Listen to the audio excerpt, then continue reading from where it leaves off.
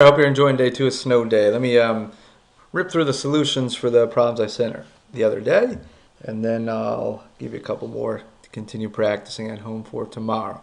So here is substitution, and for the first problem, as I advised, I want my u to be 10x. So as you work through these, you should start to kind of get a better feel for what you want your u to be and why that's helpful. All right, so for now, u is 10x, which means my du dx, if I differentiate both sides, the derivative of u is equal to 10. All right, and then I want to kind of play around with this. One thing I can do is multiply both sides by dx, differential x. Another thing I can do is divide both sides by 10. Right? I can isolate dx, and so some people like to think of it that way. So here's my dx, which is, if u is 10x, then dx is 1/10 du. So now I'm just going to substitute. So go back to my original integrand, and the 10x was my u, so I'm just going to put a u in there. And then my dx is 1/10 du. So the dx I just substitute for 1/10 du. Now I'm going to put the 1/10 out front because it looks nicer. And I'm going to put the du, the differential u, at the end. Right? And so now I can integrate 1/10 sine of u with respect to u, and that's not so bad. I know the 1/10 is a coefficient, it comes along for the ride, so I get 1/10 times the antiderivative sign, which is negative cosine. So I'm going to put the negative sign out front, out front, out front, out front, there we go. And then I have the antiderivative of sine is negative cosine u. So here's my cosine u. And now I'm just going to resubstitute. So since u was 10x, I'm just going to resubstitute that for u. So it's negative 1/10 cosine, not of u, but cosine of 10x. Plus, don't forget that constant of integration. Okay. Number 2 is very similar. I'm going to let my u be 2x. Again, the pattern is similar for both of these. You let u be your inner function. And at the end of the day, what that means is if I solve for du dx, if I differentiate u with respect to x, that's 2. And if I solve for dx, multiply both sides, be dx divided by 2. And dx ends up being half of du. Right? So that's helpful for this problem. And now I'm just going to substitute. So now I just substitute cosine of 2x becomes cosine of u, all right, and then times dx, and the dx turns into half of du. So I'm going to put the du in front, I'm going to put the du at the end, the 1/2 up front, and the antiderivative now of 1/2 cosine u with respect to u is 1/2 sine u, right? So I'm just going to integrate now, 1/2 antiderivative of cosine is sine u, and now I just resubstitute my original u right here. So I get 1/2 sine of, oops, not u but 2x, and then don't forget our constant of integration. Okay. So those are similar. The next one is also similar in that I'm going to let u be my 6x minus 2. So if u is 6x minus 2, what that means is, therefore, my du dx, if I differentiate both sides with respect to x, is 6. And now I'm going to mess around with this. You guys are figuring out the pattern. Multiply both sides by dx, and then I'm going to divide by 6 to isolate dx. And now I can just substitute. So now what this becomes is the antiderivative indefinite integral of u, this all is my u to the 4th, so that just becomes u to the 4th, which is nice. And then times the dx, the differential x, is 1/6 du. So as I have been doing, put the du, the differential of u, up front, and back rather, put the 1/6 up front.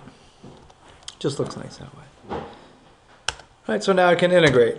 I'm going to integrate 1/6 u to the 4th, and coefficient 1/6.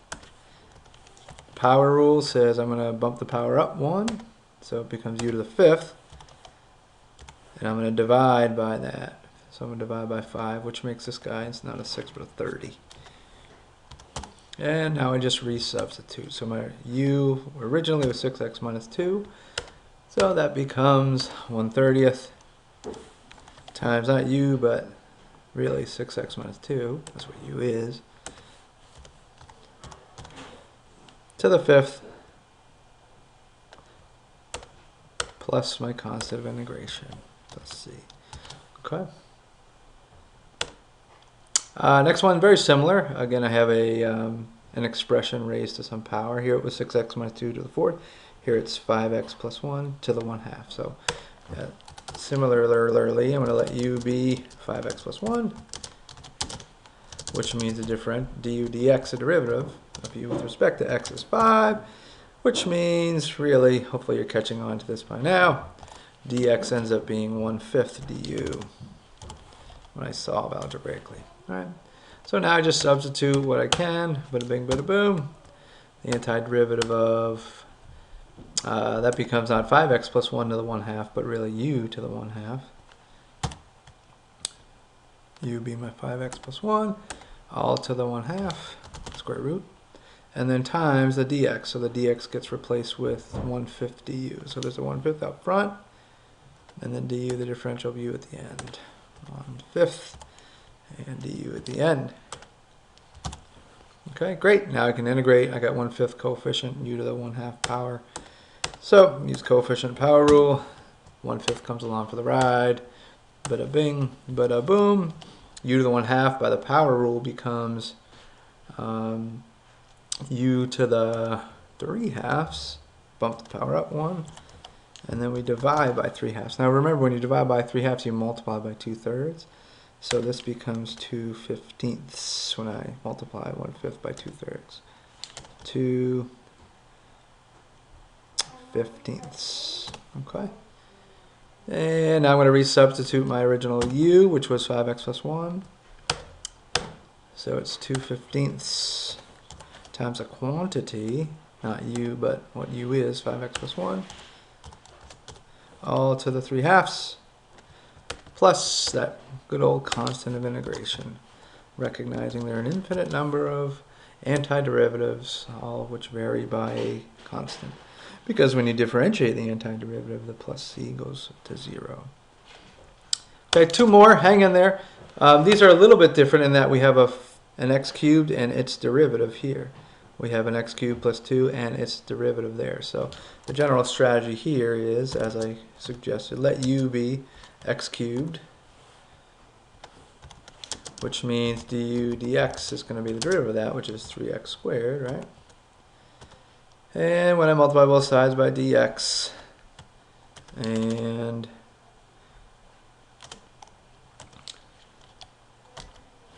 get down, whoa, whoa, hey, ho, ho. And I multiply both sides by dx. Sorry, the typing's a little cumbersome. My stylus is not cooperating today. So the dx comes up here. Now to isolate, I'm going to divide by 3x squared. Again, I want to isolate dx because I want to substitute that out of there in the original integrand. So now I'm ready to roll. Bada bing, bada boom. So what happens here is that, well, actually really nice things happen. Check this out. I suppose, well, I'll continue doing it as I have been. So the 3x squared just stays for now, right? It's not going to stay there for much longer. And then cosine of x cubed becomes cosine of u. And then times dx. Dx is du over 3x squared. So I'll actually just write it as it says, du over 3x squared. And right, what's going to happen to the 3x squareds? Yeah, bye-bye. Right, so that's what happens in these examples where you have both a function, really, an x cubed and its derivative.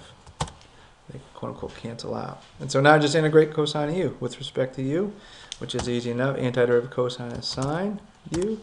And I resubstitute sine of not u, but x cubed, which was my u. Sine of x cubed. And I got an extra set of parentheses. Sorry about that. I'm going to throw my constant of integration. Boom. Okay. Last one, very similar. Note that I have an x cubed and a 3x squared. So what happens is if u is 3x squared, then du dx ends up being, of course, oh, sorry, other way around. I want u to be my inner function, x cubed plus 2. So that the derivative will be the 3x squared. 3x squared. And I guess if I multiply everything by dx, this will be a little bit different. Same algebraically, but a little different looking. That might be a little different way for some of you to think about it. So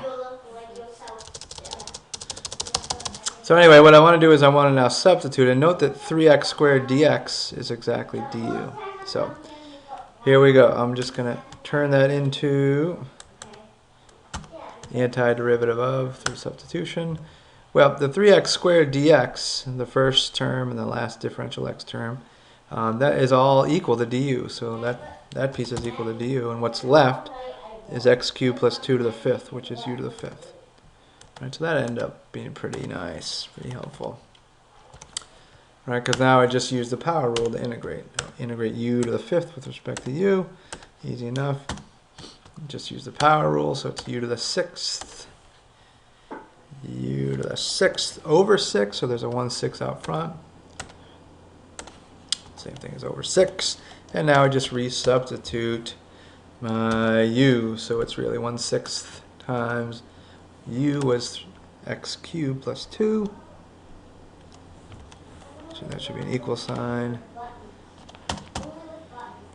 Not u, but the quantity x cubed plus 2, which was my u.